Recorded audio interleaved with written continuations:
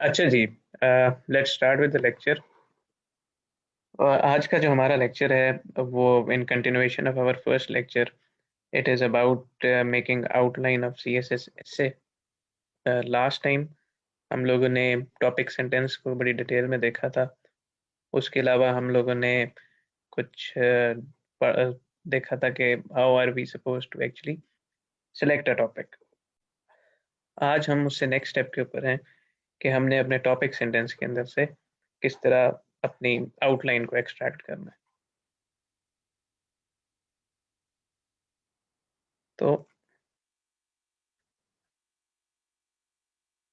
अभी प्लीज ये चैट के अंदर ना लिखें, अभी हम जब मैं आपको कहूंगा तब लिखिएगा। अच्छा, तो हम लोगों ने देखा था कि when it comes to CSS essay we have 6 steps. First of all we select a topic. उस टॉपिक हम किस तरह सिलेक्ट करते हैं उसके बारे में हमने लास्ट टाइम काफी डिस्कशन की थी। फिर हमने देखा था कि हमने किस तरह अपना टॉपिक सेंटेंस बनाना है। फिर आज जो है हमारा बेसिकली स्टेप 3 के ऊपर है, और उसके अंदर हमने डिस्कस करना है कि हमने आउटलाइन किस तरह बनानी है, किस तरह हमने ब्रेनस्टॉर्म करना है। नेक्स्ट सेशन के अंदर हम सी एस एस एस का इंट्रोडक्शन को पढ़ेंगे बड़ी डिटेल के अंदर, कि उसको किस तरह लिखते हैं and how is it different from articles and other essays. Then we will be moving on to the main body of a C S S S, और उस मेन बॉडी के अंदर हम बाकायदा वील स्टडी कि किस तरह आप हमने अपने पैराग्राफ्स को स्ट्रक्चर करना होता है। And finally we will be studying how to write the conclusion of a CSS। तो ये हमने शुरू के अंदर डिस्कस किया था कि हमारे जो टोटल 12 सेशंस हैं उसमें से 5 या 6 सेशंस जो हैं वो स्ट्रक्चर के ऊपर होंगे, जिसके अंदर हम स्ट्रक्चर की प्रैक्टिस करेंगे जिस तरह हमने लास्ट टाइम की थी। पहले हम स्ट्रक्चर को पढ़ेंगे, एक particular element of a C S S S के, फिर हम उसकी क्लास के अंदर प्रैक्टिस करेंगे। फिर आपको असाइनमेंट दी जाएगी उस एलिमेंट की, और आप फिर उसके ऊपर सबमिशंस करेंगे जिसके ऊपर आपको एवेल्युएट करके फीडबैक मिलेगा। एंड देन आफ्टर दैट हम फिर फाइनली अपने बाकी 6 सेशंस के अंदर once we are done with this these 6 elements और उनकी प्रैक्टिस के, हम डिफरेंट थीम्स को स्टडी करेंगे जो कि एसेज के अंदर आते हैं पास पेपर्स को देख के।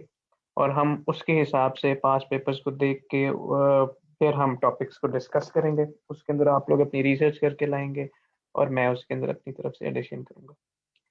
तो moving on, so this is a brief overview of lecture 1।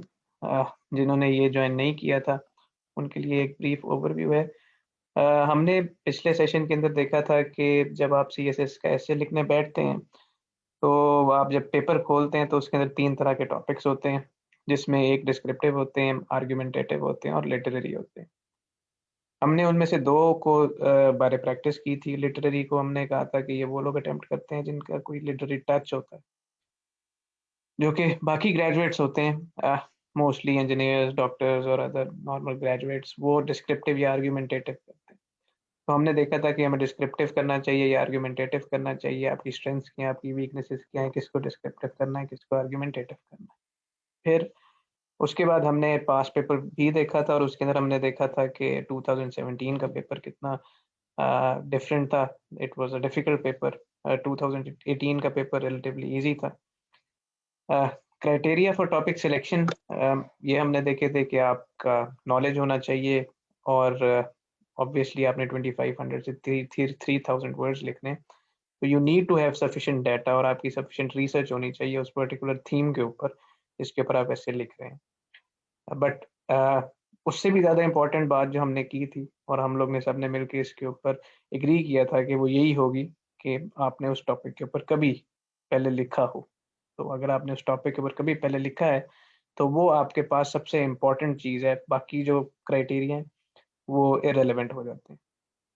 फिर हमने थोड़ी सी बात की थी कि किस तरह आपने, क्योंकि हमने टॉपिक सेंटेंस की बात की थी, तो ऑब्वियसली हमने देखा था कि किस तरह हमने कीवर्ड्स निकालने हैं अपने टॉपिक में से, और उसके ऊपर फिर हमने उसको एलैबोरेट किस तरह करना। Then we discussed in quite detail, और हमने इसको बड़ी प्रैक्टिस भी की थी क्लास के अंदर, के टॉपिक सेंटेंस होता क्या है, why is it so important, how it defines the extent of your essay, and how you limit the scope of your essay bye defining a particular topic statement. उसके बाद हमने देखा था कि इसको फॉर्मुलेट किस तरह करना है, और फिर हमने इसकी बड़ी डिटेल में क्लास प्रैक्टिस की थी, और आज आपने सबमिशंस करनी है अपनी काफ़ी लोगों ने कर भी दी हुई हैं और कुछ ने अभी करनी भी हैं।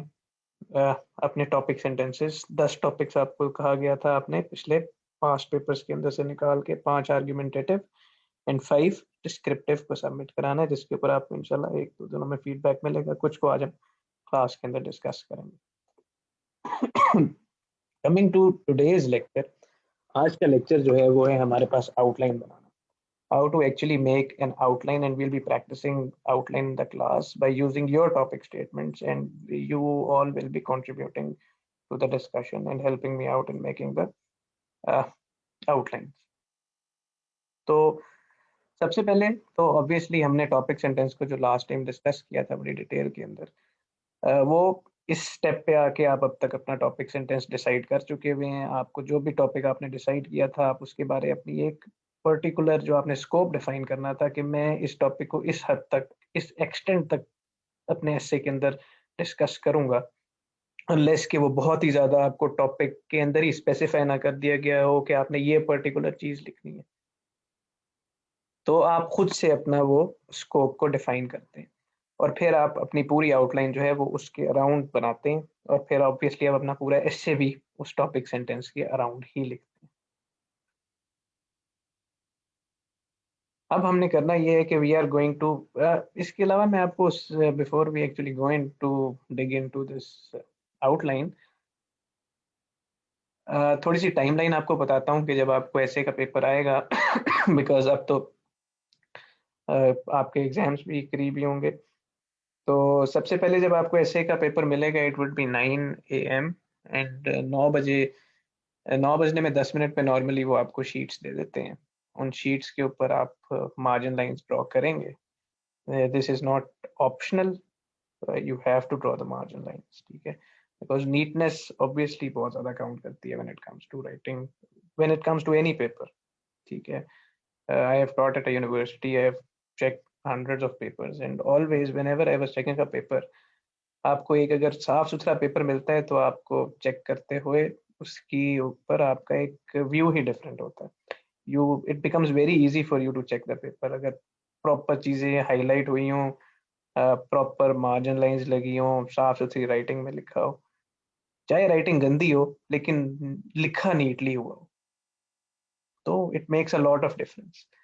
सो मेक श्योर कि आप अपना जो पेपर है उसको प्रॉपरली साफ सुथरा रखेंगे, उसके ऊपर प्रॉपर आप मार्जिन लाइंस ड्रॉ करेंगे।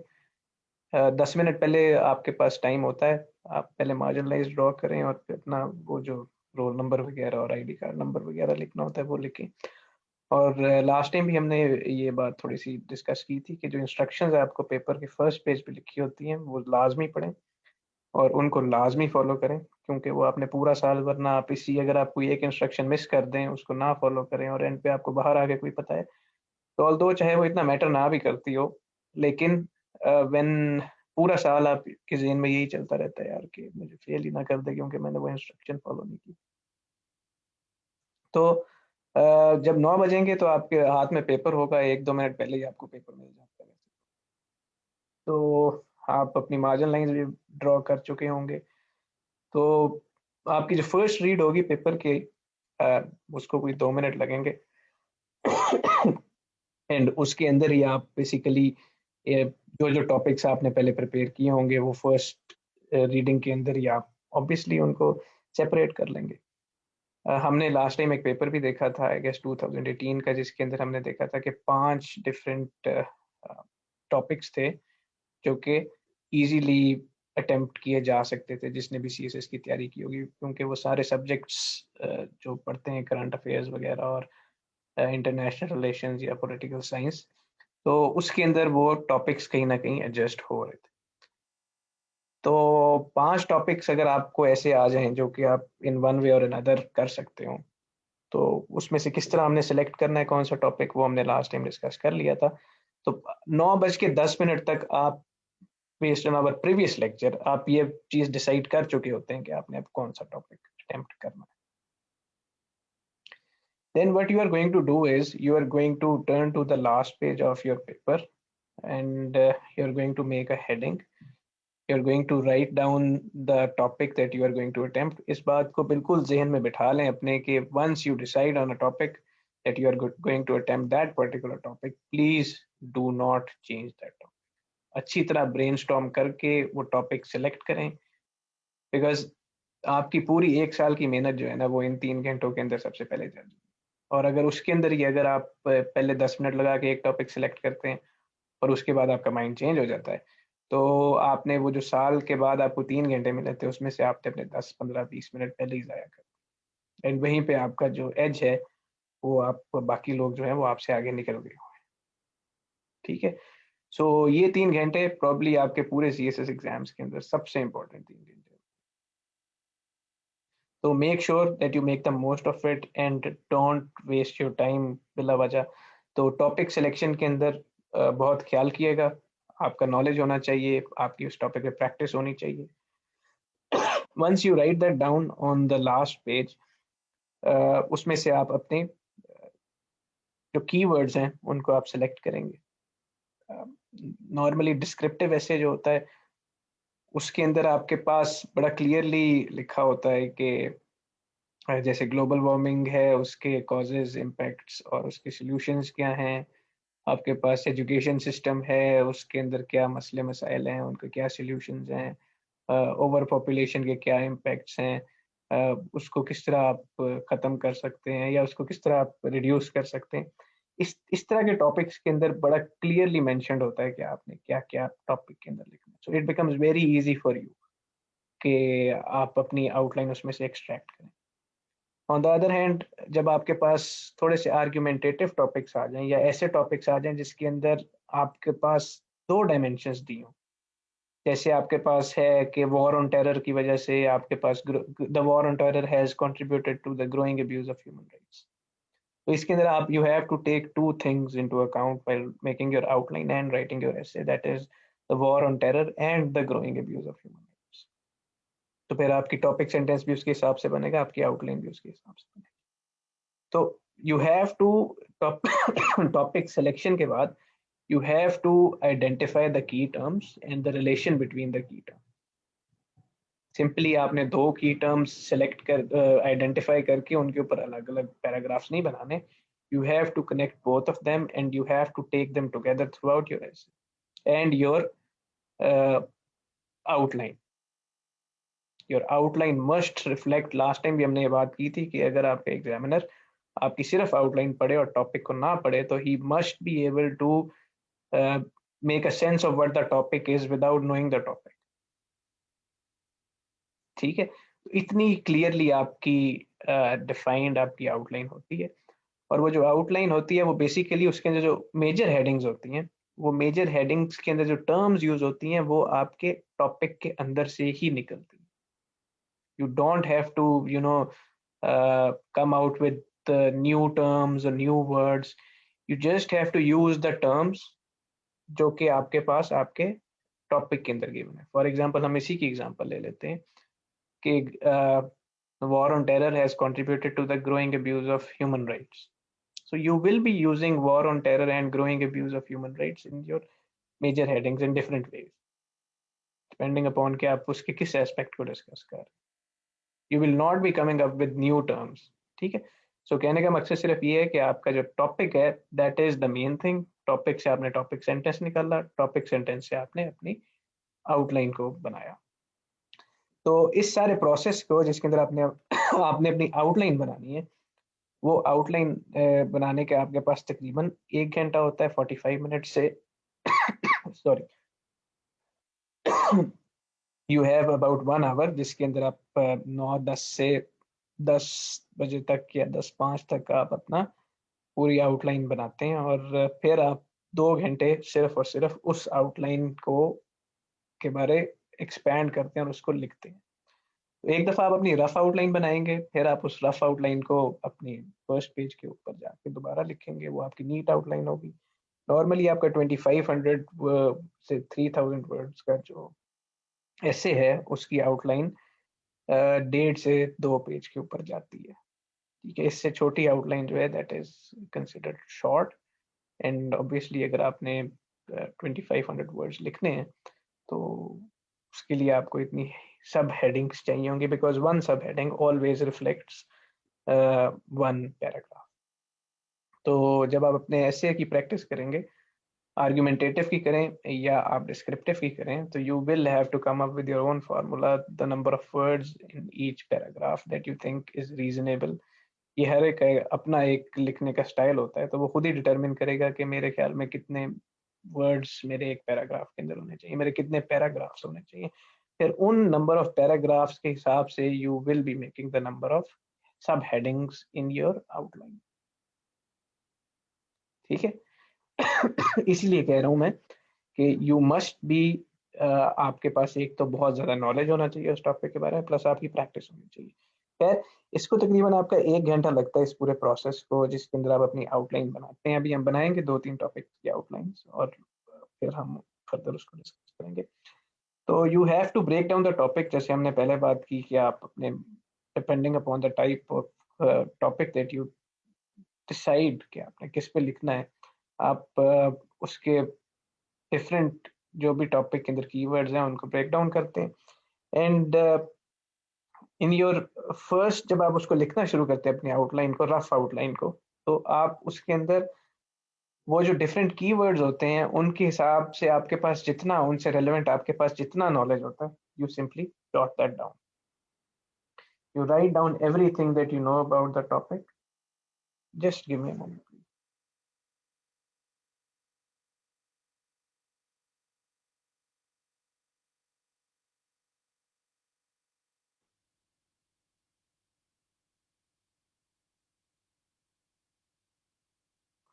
हाँ जी,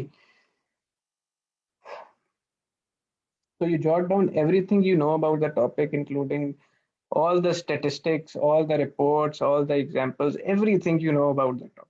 You write that down on that page, and in column wise आप लिखते हो। जैसे अगर आपके पास 2 डायमेंशनल टॉपिक है, तो आप उन दोनों जो डायमेंशन हैं उसके बारे में आपका जितना नॉलेज होता है आप उसको जॉट डाउन करते हैं, कीपिंग इन माइंड कि you have to develop a relationship between both the dimensions. ठीक है, अभी हम प्रैक्टिस करेंगे, it would get clear. Then after that you rearrange the content. वो कंटेंट आपने किस तरह अरेंज करना है उस पर अभी हमारे के मैंने आपको पहले बताया था कि ये जो पूरी हमारे पास सीरीज ऑफ लेक्चर्स है, ये after getting guidance from a number of very senior teachers बनाई गई है। और इसके अंदर आपके पास एक मैकेनिकल वे डेवलप किया गया है कि आपने ऐसे किस तरह लिखना है सीएसएस का। ठीक है, so I will be telling you कि आउटलाइन की पहली हेडिंग में आपने क्या लिखना है, आउटलाइन की दूसरी हेडिंग में क्या लिखना है, तीसरी हेडिंग में क्या लिखना है, and so on and so fourth, for both descriptive and argumentative. तो उसके लिए what you will be doing is you will be rearranging. First you will jot down all the knowledge that you have about the topic, then based on the structure of the outline that I am going to tell you today, you are going to rearrange all that data। उस सारे data को जो आपने पहले लिखा होगा उसको आप अपनी उस आउटलाइन के अंदर रीअरेंज करोगे। And once you rearrange all that data in those major headings and subheadings, then you will then you will be able to write your whole essay in those 2 hours। Otherwise अगर आप एक hazard सी outline बना लोगे तो आप 3 घंटे के अंदर अपना 2500 से 3000 वर्ड्स का ऐसे कभी भी नहीं लिख पाओगे। ठीक है, एक और बात जो कि बहुत इंपॉर्टेंट है वो ये है कि जिस लेवल पे आप ये लिख रहे हो, यू ऑब्वियसली आप सब ग्रेजुएट्स हो, तो ये आपसे एक्सपेक्ट नहीं किया जाता कि आप 1 वर्ड के अंदर सब हेडिंग बना दो। ठीक है, you have to make a phrase, you have to write a phrase, and when you have to write a phrase, देखो आप एक मेजर हेडिंग के नीचे कोई 5-6 सब हेडिंग्स दे रहे होगे, एंड ऑब्वियसली वो इंटर रिलेटेड होंगी। So you have to have so many different words, आपके पास इतने सिनोनिम्स होने चाहिए, आपके पास इतनी वोकैब होनी चाहिए कि आप डिफरेंट वर्ड्स को उस पूरी अपनी सब हेडिंग्स के अंदर यूज कर सको। नॉर्मली लोग इस तरह करते हैं कि वो एक एक वर्ड लिख देते हैं, so I don't think that is good, and उससे एक बहुत बुरा इंप्रेशन जाता है because it is an English paper. हमने लास्ट टाइम भी ये बात की थी कि it is an English paper, तो इंग्लिश के अंदर आपकी इंग्लिश जज की जानी है। सो आपकी इंग्लिश आपके वर्ड से जज नहीं की जाती। You have to leave an impression on the examiner that yes, I am good at English, that yes, I can write sentences, I can write phrases, I can write good English that is pleasing to the eye, that is जो कि आपको पढ़ के अच्छा लगे। ठीक है, so keep these things in mind and write things। इसलिए आपको रफ आउटलाइन बनानी है ताकि जब आप अपनी नीट आउटलाइन बनाएं तो उसके अंदर कोई भी गलतियां आपको नजर ना आए, उसके अंदर कुछ भी आप ऐसा वैसा ना लिखें जो कि बाद में आपके लिए इशू।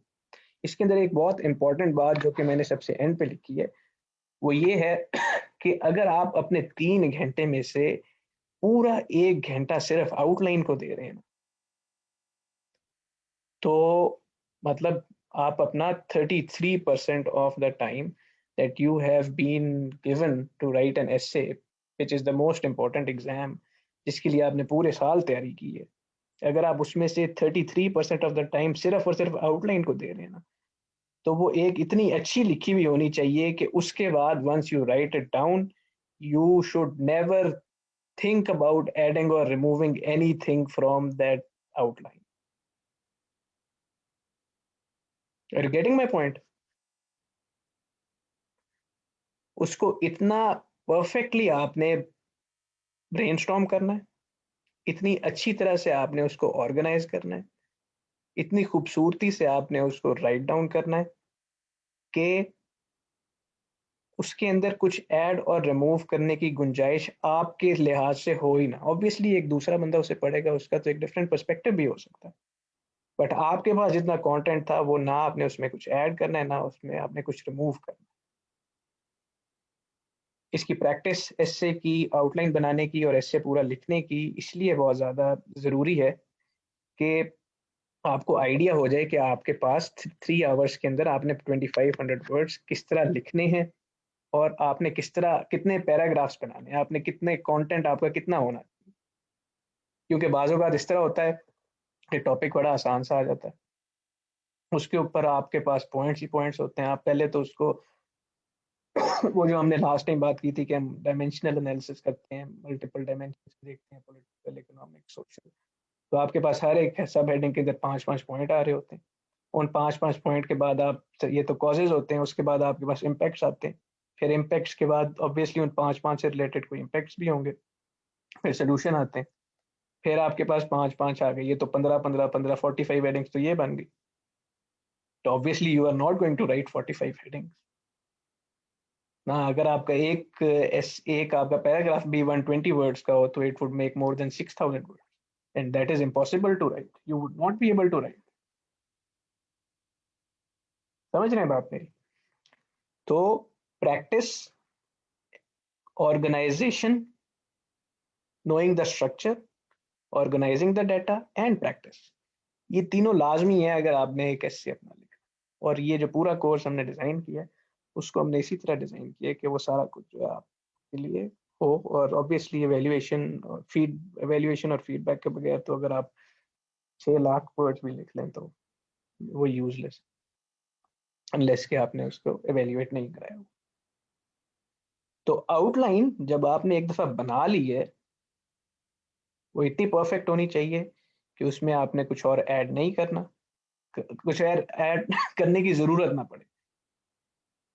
यहाँ पे उससे भी ज्यादा इंपॉर्टेंट बात यह है कि सपोज आपको बीच में कोई पॉइंट एक्स्ट्रा आ जाता है जेहन में, आपने अपनी आउटलाइन बना ली हुई है, अब आप ऐसे लिख रहे हैं, बीच में आपको कोई पॉइंट जेहन में आ जाता है, you are not going to add that to the essay.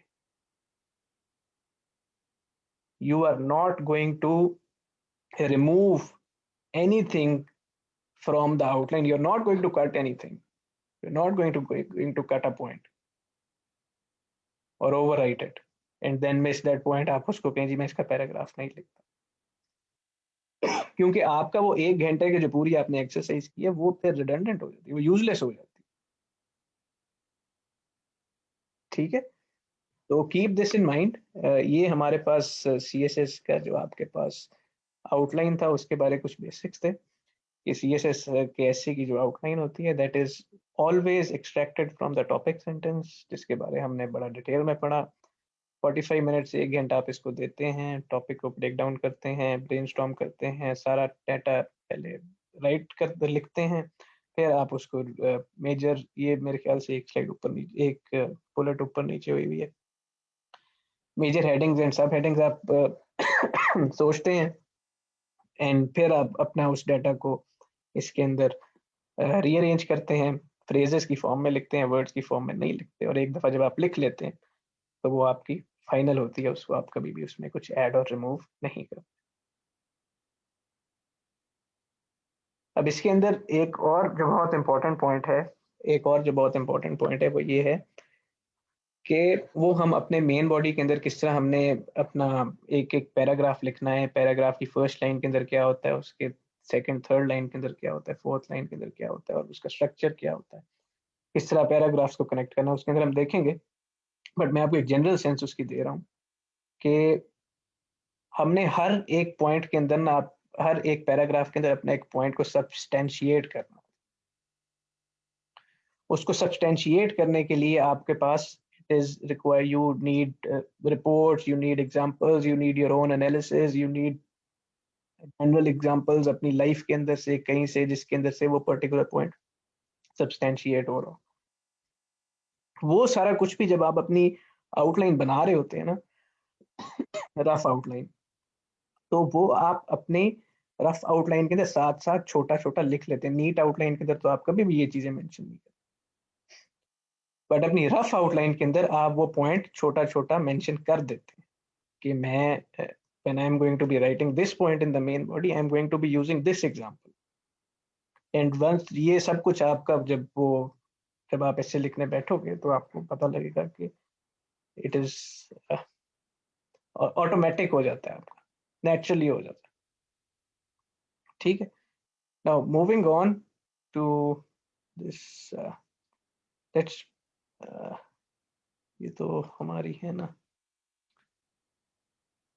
ये कुछ पिछले बैच की नहीं है कुछ पिछले स्टूडेंट्स ने अपनी आउटलाइंस बनाई हुई थी, उनको भी हम देखेंगे, बट उससे पहले I'll give you guys a chance to contribute to the lecture.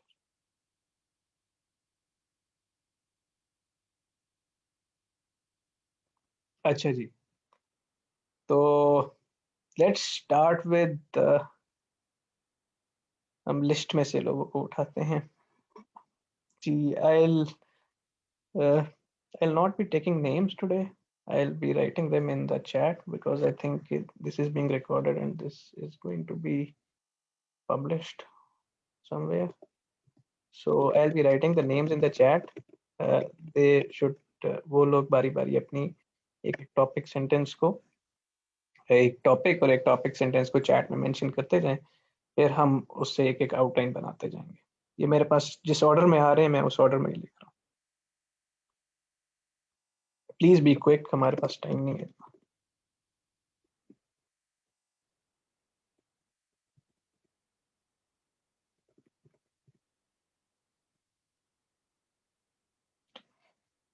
Write the topic in the chat and then its topic sentence, उससे ऊपर अपना नाम लिखने पहले, एंड आफ्टर दैट फिर मैं उसके ऊपर हम लोग we will elaborate on it, we'll make an outline on it. So I'll give you guys a couple of minutes, you guys do that, सब लोग अपनी इसके अंदर चैट में मेंशन करें।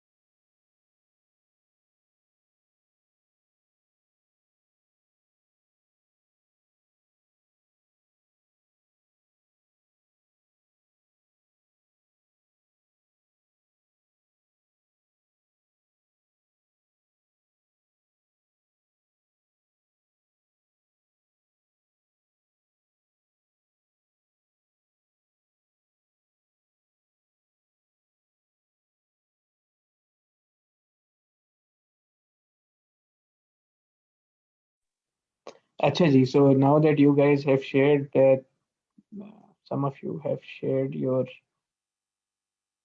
out topic sentences, we'll start analyzing one of them, and हर एक की हम एक एक की कोशिश करेंगे आउटलाइन बनाएं. And this way I hope कि आप लोग ने किसी ने डिस्क्रिप्टिव किया होगा और किसी ने आर्गुमेंटेटिव किया होगा. So let's start with the first one. Is Pakistan ready for digital revolution?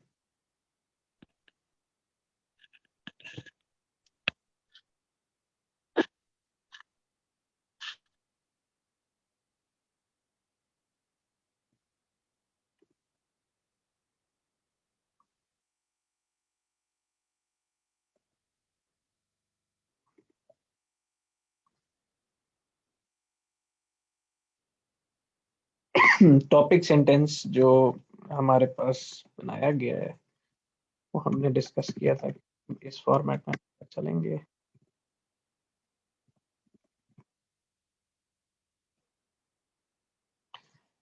So this is the first topic that we are going to analyze, and I would really want you guys contribute to it instead of me making it. Uh,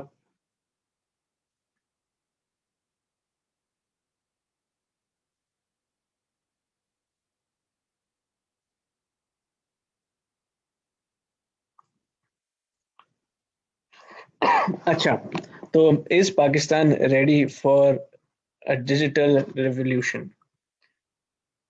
Pakistan is not ready for digital revolution as Pakistan is lagging literacy rate, accessibility of internet, and knowledge of how to use technology.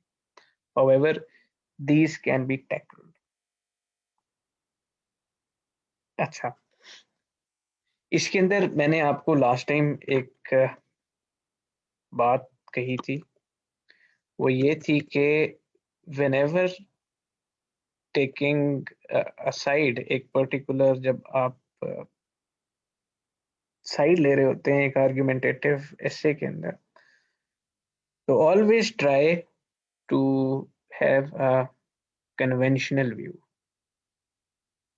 हमने last time ये बात discuss की थी कि this essay, CSS essay is an English essay that, जिसके अंदर आपका M है 40 नंबर लेना. इसके अंदर आपका एम दुनिया बदलना नहीं है, इसके अंदर आपका एम पाकिस्तान को बदलना नहीं है, इसके अंदर आपका एम कोई रिसर्च पेपर लिखना या कोई बहुत बड़ा चेंज लाना नहीं है, ना ही इससे आपको कभी कोई रिकग्निशन मिलनी है. इसके अंदर आपका एक सिंपल सा एम है और वो है 40 नंबर लेना. अब वो 40 नंबर लेना अपने लिए आसान बनाएं और उसको अपने लिए मुश्किल ना बनाएं. वो आसान आपके पास तब होगा जब आप कन्वेंशनल व्यूज रखेंगे. अब इस Pakistan ready for a digital revolution, इसको ये लिखना कि yes Pakistan is ready for a digital revolution is much easier than writing के Pakistan is not ready for digital. Because when you are going to, मैं आपको कि ये नहीं कह रहा कि आप ये ना लिखें, मैं आपको ये कह रहा हूं कि अगर आपने ये लिखना है ना, तो आपके पास इतना कंटेंट होना चाहिए कि आप इसके ऊपर 2-2,500 वर्ड्स लिख सकें. और मेरे ख्याल में ये जो आपने टॉपिक सेंटेंस बनाया ना, उसके अंदर आपने लिखा Pakistan is not ready for a digital revolution as Pakistan is lagging literacy rate, accessibility of internet and knowledge of how to use digital technology. अब हमने ये बात पहले डिस्कस की थी कि आपके जो टॉपिक सेंटेंस है that is going to define the extent of your essay. So here you have reduced the extent of your essay to these three things, that is a lower literacy rate, a lack of accessibility of internet, and knowledge ना होना digital technology. So आपके ख्याल में आपके ये 3 point are they sufficient to you know ये कहें कि Pakistan is not ready for a digital revolution, और फिर आप आगे कोई इसी से रिलेटेड कोई से 3 पॉइंट बता देंगे कि जी इसको किस तरह टैकल करना है. सो आई थिंक कि इस तरह आपको नहीं करना चाहिए. You should have a positive view of things. You should have written के पाकिस्तान is अच्छा. ये जो भी हैं जिन्होंने लिखा है, if she would like to contribute और वो कुछ बताना चाहेंगी हमें कि can she write 2000 to 2500 words on this topic, remaining confined to this topic sentence. बताओ. जी अस्सलाम वालेकुम सर. जी जी बोलो. सर सर पहले तो इसी तरह जैसे डिजिटल रेवोल्यूशन के बारे में लिख के फिर उसके बाद ये 3 इश्यूज जो हैं तो उन्हीं के ऊपर लिख सकते हैं. जैसे लिटरेसी रेट अगर है तो लिटरेसी रेट क्यों कम है तो उस पे भी काफ़ी लिखा जा सकता है. उसके इश्यूज अलग आ जाएंगे. फिर एक्सेसिबिलिटी ऑफ इंटरनेट को उसके अंदर देखो, हमने टॉपिक को हमेशा we have to stick to the topic ना. अगर आप उसके अंदर डिजिटल रेवोल्यूशन के अंदर आप लिटरेसी रेट को डिस्कस करोगी तो वहां पे तो वो आपको पास नहीं करेगा. ठीक है. अगर आप एक्सेसिबिलिटी ऑफ इंटरनेट को सिर्फ डिस्कस करोगे वो तो फिर भी रिलेटेड है आपके पास डिजिटल रेवोल्यूशन के साथ. उसमें तो आप कुछ पॉइंट्स लिख सकते हो. बट अगर आप सिर्फ लैगिंग लिटरेसी रेट के ऊपर 3-4 पैराग्राफ लिख दोगे तो that would be wrong, because that is not what the examiner has asked in the topic. So let's make an outline of this. इसी के साथ बनाते हैं.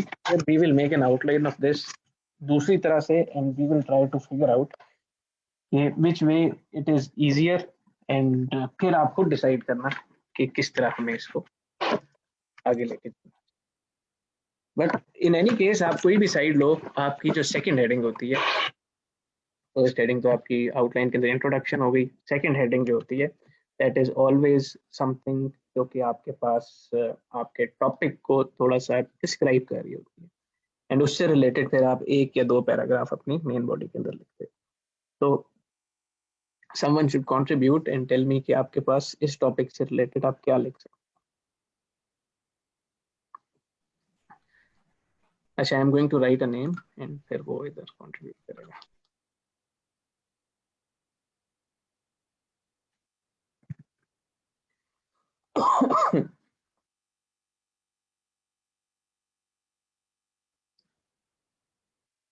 Yes, please speak.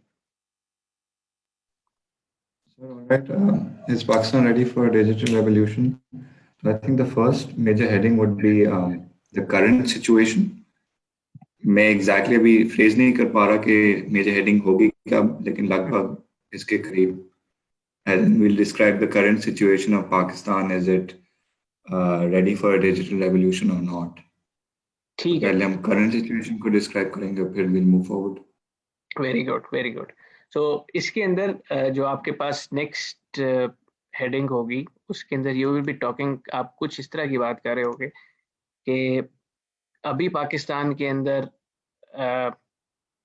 Digital revolution तो नहीं होगा. उसके लिए you will have to find a proper word. Let's just think about that word. एक प्रॉपर वर्ड होगा जिसके बारे आप यूज करते हुए लिखोगे कि अभी पाकिस्तान में क्या कंडीशन है. डिजिटल रेवोल्यूशन तो नहीं ना होगा, कुछ और टर्म यूज होगी. कंट्रीब्यूट करो कोई, समवन एल्स. क्या आप एग्जैक्ट क्या यहाँ पे यूज करोगे फ्रेज.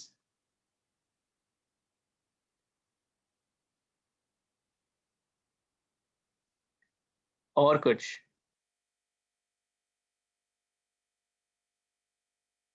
समवन एल्स इसके अलावा.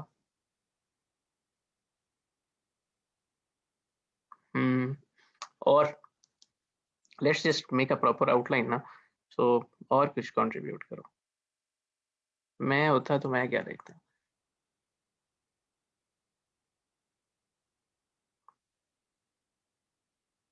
This is a good one.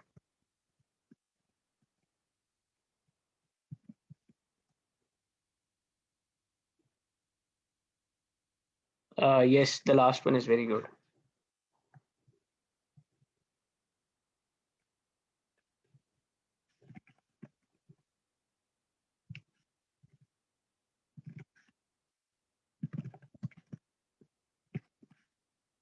और ये जो अभी हमें लास्ट पे कंट्रीब्यूट की गई है उसको हम यूज करते हैं, and let's write that one, where Pakistan stands in terms of digitization.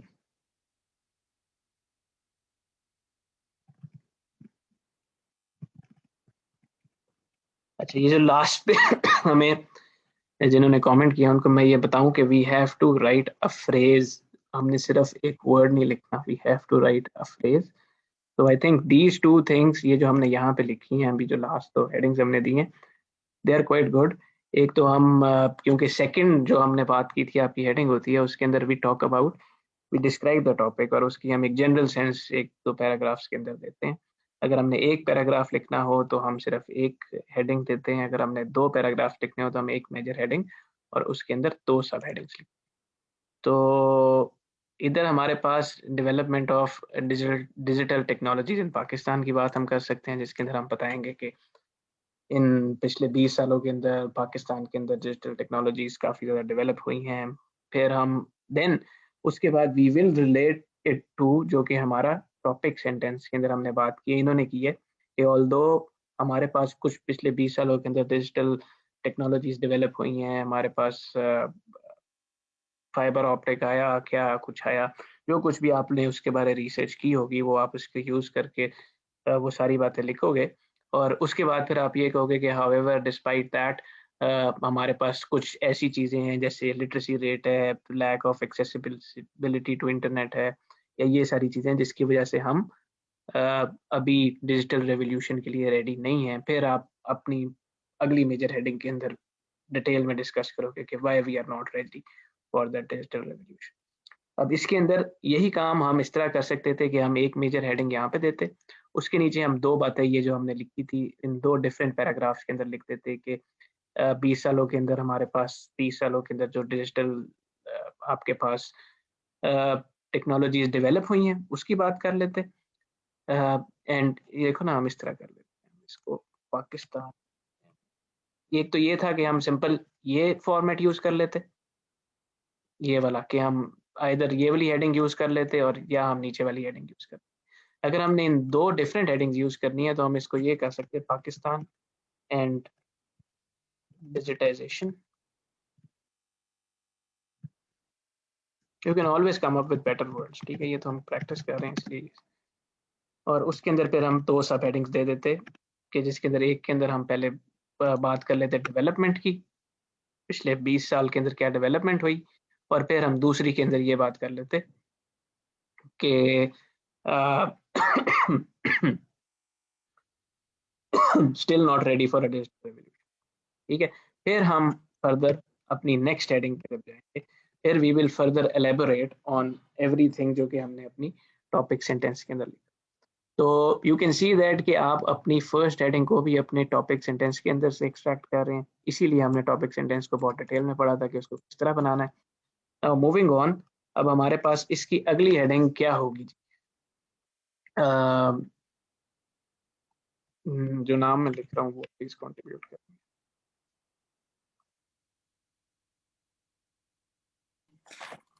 अगली हेडिंग होगी impediments to digital revolution Pakistan.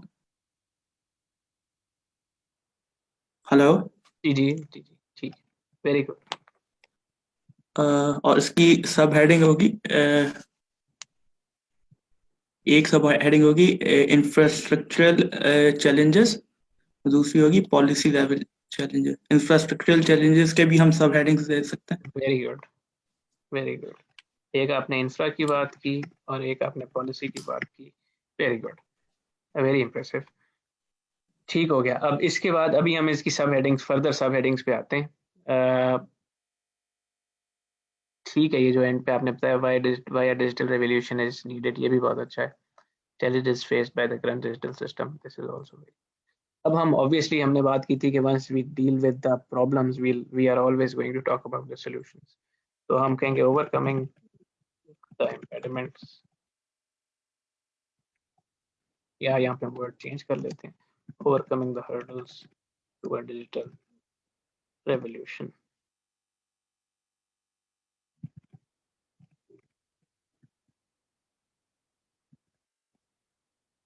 फिर इसके अंदर भी हम अपना point 1, point 2, point 3, point 4 and so on, and then we will be moving to conclusion.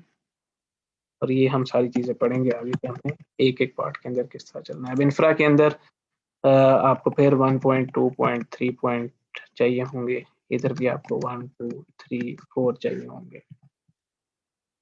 So how many paragraphs we have actually made here? We have made 5, 8, 13, 15. We have made 15 paragraphs, and you can calculate the number of words, and you can then calculate that whether the 2500 word count will you be able to complete it or not.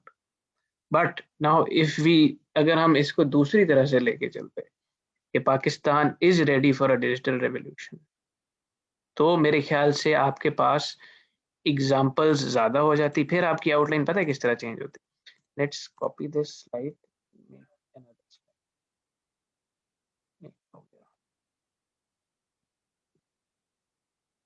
Now इसके अंदर हम कहते हैं जी Pakistan is ready for a digital, is ready for a digital revolution. यहाँ पे इसी तरह आप कोई structural and policy development in the digital era, structural and policy, ये मैं अभी बना रहा हूँ, इसको हम बहुत ज़्यादा रिफाइन कर सकते हैं। The structural and policy development in recent times in the digital era suggests that Pakistan is ready for a digital revolution. अब आपकी ये वाली heading again would remain the same. Pakistan and digitization, you will have this thing, second heading would be the same. The third heading के अंदर instead of talking about the impediments, you will have greater content, because here first of all you will talk about these two things, the structural step जो भी आपके पास किसी भी तरह आप इसको लिख लो, स्ट्रक्चरल की बात आप कर लोगे, इसके नीचे आप कोई 2-4 पॉइंट दे दोगे, फिर आप पॉलिसी की बात कर लोगे,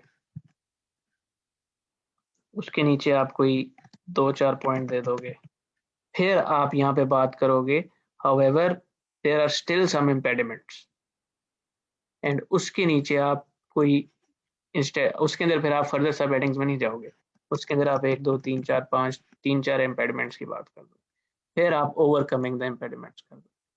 तो now just by changing one word, not वाला वर्ड चेंज करने से यू कैन सी दैट कि हमारे पास कंटेंट कितना ज्यादा हो। पहले आपके पास you were making about what हमने 15 हेडिंग्स बनाई थी, सब हेडिंग्स, वो भी मेरे ख्याल से बड़ा एग्जैजरेटेड था, एंड 15 को अगर आप 120 का एक आप अपना पैराग्राफ लिखो तो आप 1800 वर्ड्स लिख रहे थे, ठीक है। Now you have 4, 4, 4 and 5, 4, 4, 4, 12 and 5, 17 तो आपके ये हो गए। So now you are closer to the word count. अभी हमने दोनों के अंदर इंट्रोडक्शन और कंक्लूजन को ऐड करना है, वो दोनों नॉर्मल पैराग्राफ से लंबे हो। तो somehow you would have, it would have been easier for you जब आप 17 को 120 से मल्टीप्लाई करते हो, तो you get 2040 words, and then you add those 500 words from introduction and conclusion, so you make your word count, take your word count to 2500. Why I am saying this कि आप एक conventional view लिखो, because it increases मतलब it makes it easier for you to have write more things in your essay. Anyway, but still it is up to you, but मैं आपको यही recommend करता हूँ कि take the easier path. ठीक हो गया? अच्छा जी, let's move on to another outline now. ये हमने एक की है argumentative, and let's move to a descriptive one.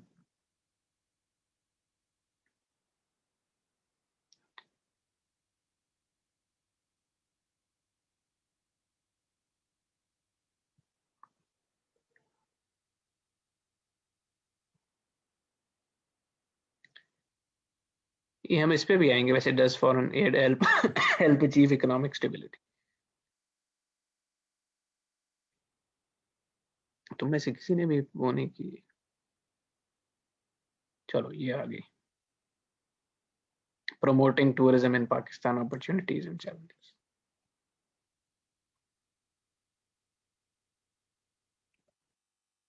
So this is a descriptive topic. हम इसको डिस्कस करेंगे।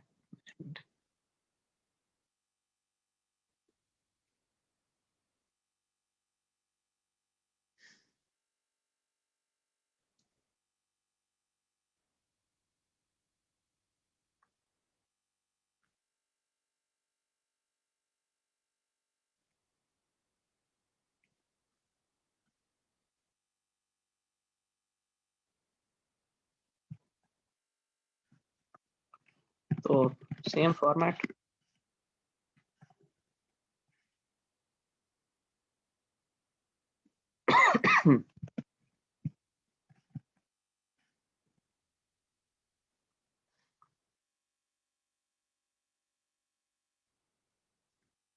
अच्छा जी। तो जी इन्होंने लिखा है Pakistan is Pakistan's tourism sector can be promoted through various avenues, but numerous challenges need to be addressed in order for it to tap into its true potential.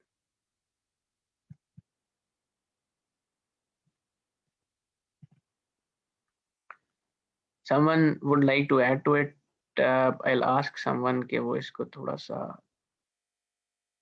Criticise करे या उसके बारे में अपना analysis they. So let's ask, कौन कौन है यहाँ पे?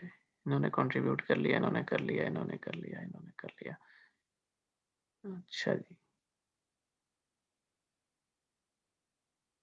चैट मुझे नजर ही नहीं आ रही यार। अच्छा जी, जी आप प्लीज कंट्रीब्यूट करें।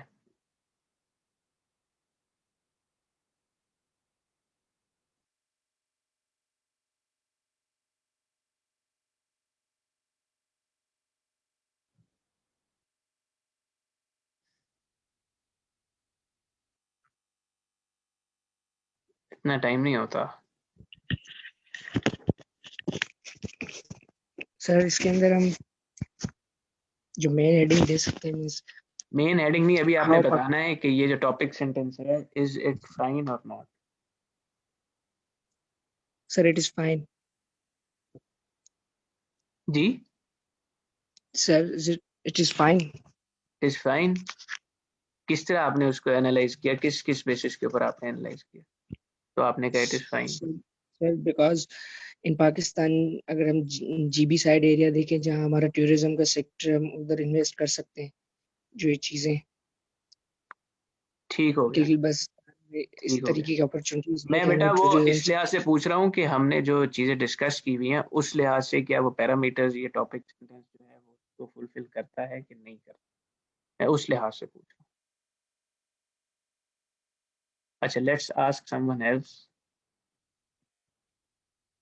जी आप बताएं, आपके ख्याल में ये टॉपिक सेंटेंस वो सारे क्राइटेरिया फुलफिल करता है जो कि हमने लास्ट क्लास में डिस्कस किए?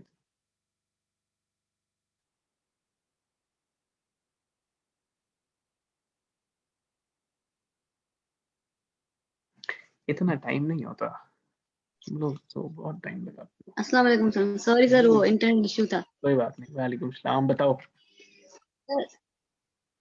सर मुझे नहीं लगता है ये टॉपिक सेंटेंस जो है वो आउटलाइन के हिसाब से सही होगा। ये वजह? सर इसने जो है ओवरऑल टॉपिक को जस्ट चैलेंजेस में बता दिया है कि कौन से चैलेंजेस होंगे जो हम करेंगे, वो नहीं बताया कि हम किस तरह पाकिस्तानी टूरिज्म को प्रमोट कर सकते हैं आगे की तरफ। ठीक तो हो इसका गया, मैच ही नहीं हो रहा सर। ठीक हो गया। अच्छा, समवन एल्स और मुझे कोई बताना चाहेगा? कोई? लेट्स आस्क, ये अच्छा बताएगा मुझे। हाँ जी sir I think it's fine, बस इसमें एम्फेसिस चैलेंजेस पे ज़्यादा है, अपॉर्चुनिटीज और चैलेंजेस पे बराबर एम्फेसिस, अपॉर्चुनिटीज पे थोड़ा कम है। बिल्कुल, आपने भी सही कहा, इससे पहले भी सही कहा था कि overall it is a good topic sentence but it is not a very good topic sentence, because इसके अंदर हमें थोड़ा सा